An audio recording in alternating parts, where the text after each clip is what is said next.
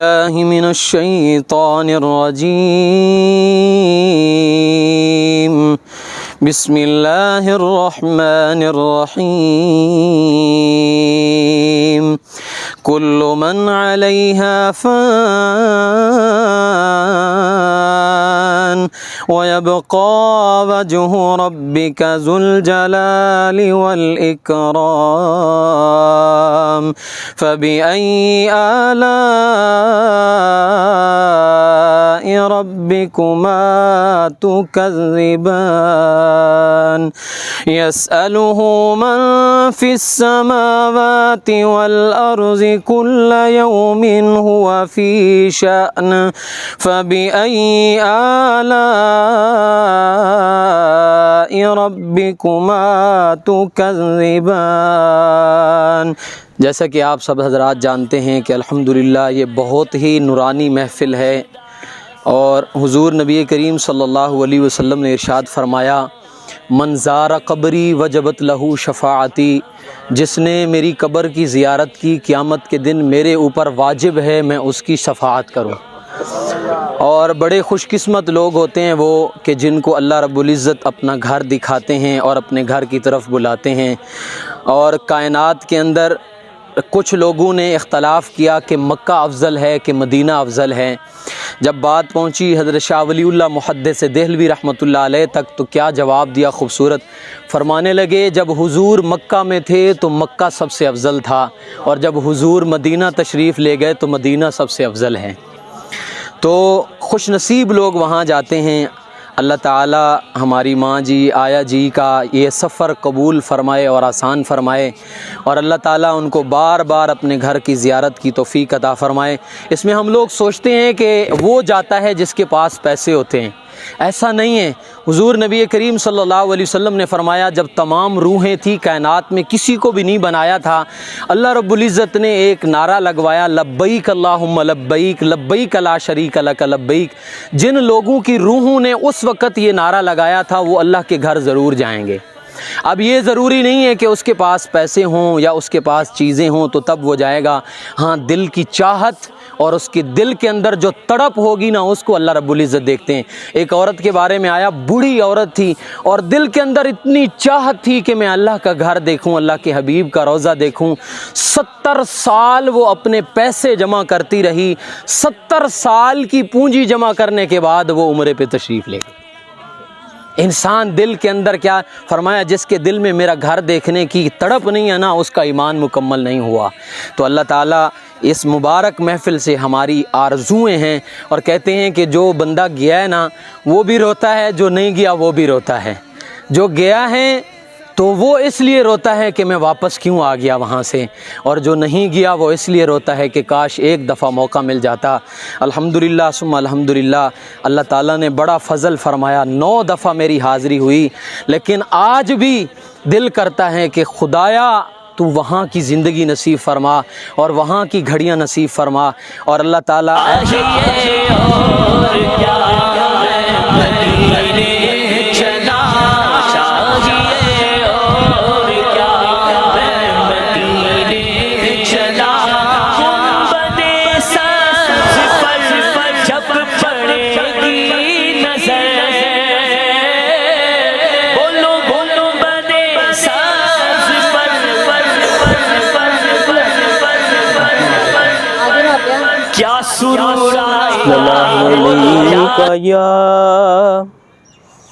یا رسول اللہ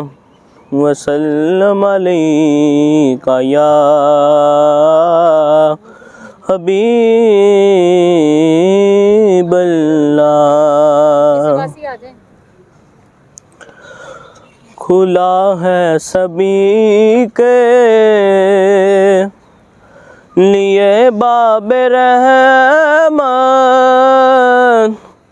وہاں کوئی رتبے پہ ادلا نالی، مرادوں سے دامن نہیں کوئی خالی، ستارے لگائے کھڑے ہیں سوالی کھلا ہے سبھی کے،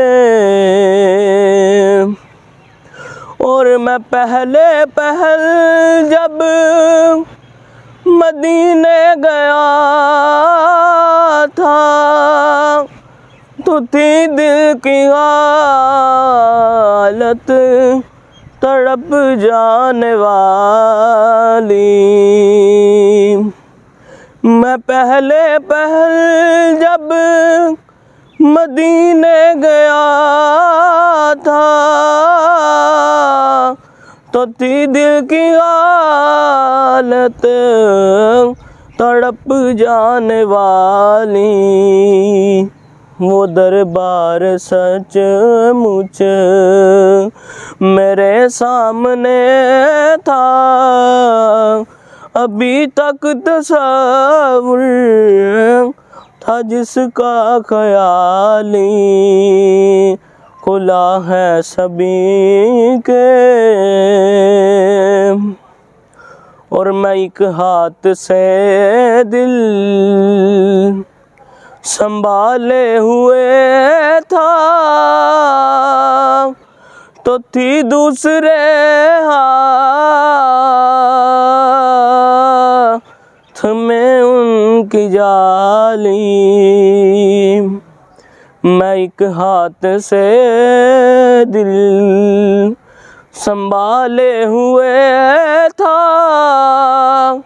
تو تھی دوسرے ہاتھ میں ان کی جالی، تو دعا کے لیے ہاتھ اٹھتے تو کیسے، نہ یہ ہاتھ خالی نہ وہ ہاتھ خالی، کھلا ہے سبھی کے لیے باب رحمت، وہاں کوئی رتبوں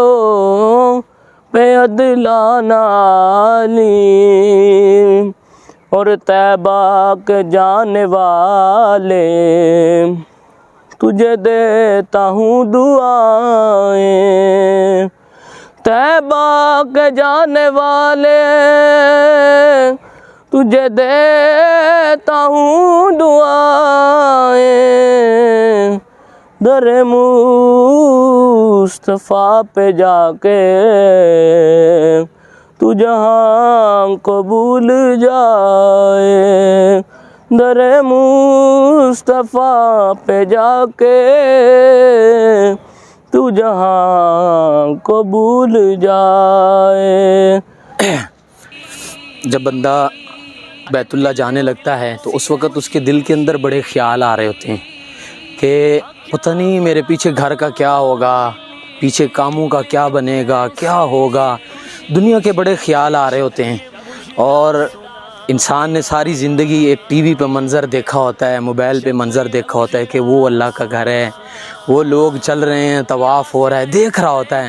لیکن جب خدا کی قسم وہ اندر جاتا ہے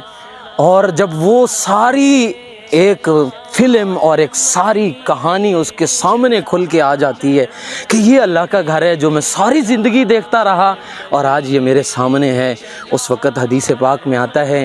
کہ پہلی نظر جب بیت اللہ پہ پڑتی ہے تو اس وقت انسان جو دعائیں مانگتا ہے اللہ اس کی قبول فرماتے ہیں۔ تو ہماری یہ آیا جی سے گزارش ہے،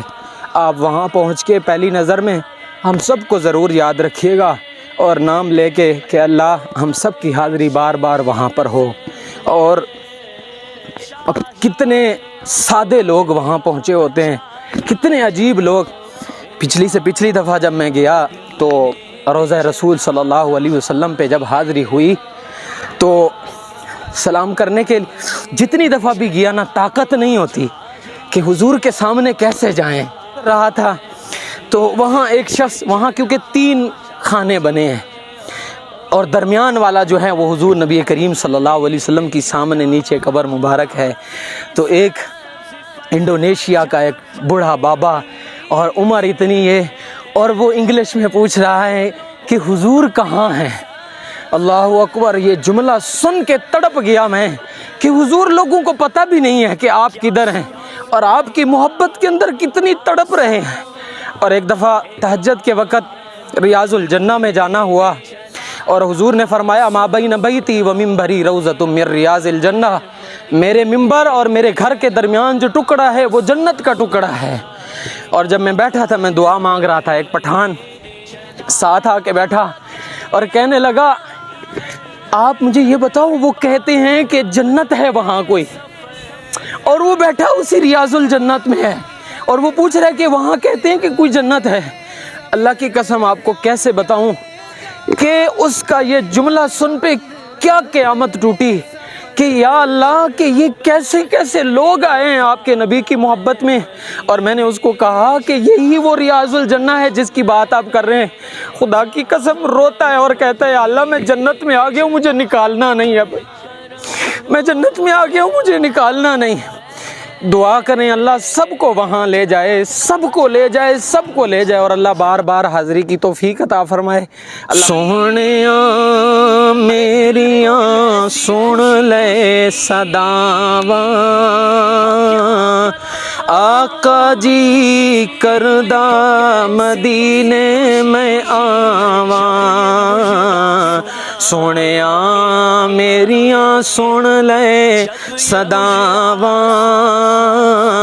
آقا جی کردہ مدینے میں آواں، حاجی کر دے گلاں جدوں آ کے، حاجی کر دے گلاں جدوں آ کے، کول بے کے سنا کن لا کے، کول بے کے سنا کن لا کے، صدقہ حسنین دا والیے دو جہاں، صدقہ حسنین دا والیے دو جہاں، تینوں واس تزہرا دے پاواں، آقا جی کردہ مدینے میں آواں، سونیاں سن لے میریاں صداواں، آقا جی کردہ مدینے میں آواں۔ کملی والے سرکار مینوں سد لو مدینے، میرے کملی والے سرکار مینوں سد لو مدینے، نہیں ساواں دا اعتبار ہے، نہیں ساواں دا اعتبار مینوں سد لو مدینے، میرے کملی والے سرکار مینوں سد لو مدینے، دکھاں دی ماری آقا غماں دی ستائیاں، تیرے دربار داتا خیر لینے آئیاں، میرے کملی والے سرکار مینوں سد لو مدینے، نہیں ساواں دا اعتبار ہے، نہیں ساواں دا اعتبار مینوں سد لو مدینے، میرے کملی والے سرکار مینوں سد لو مدینے۔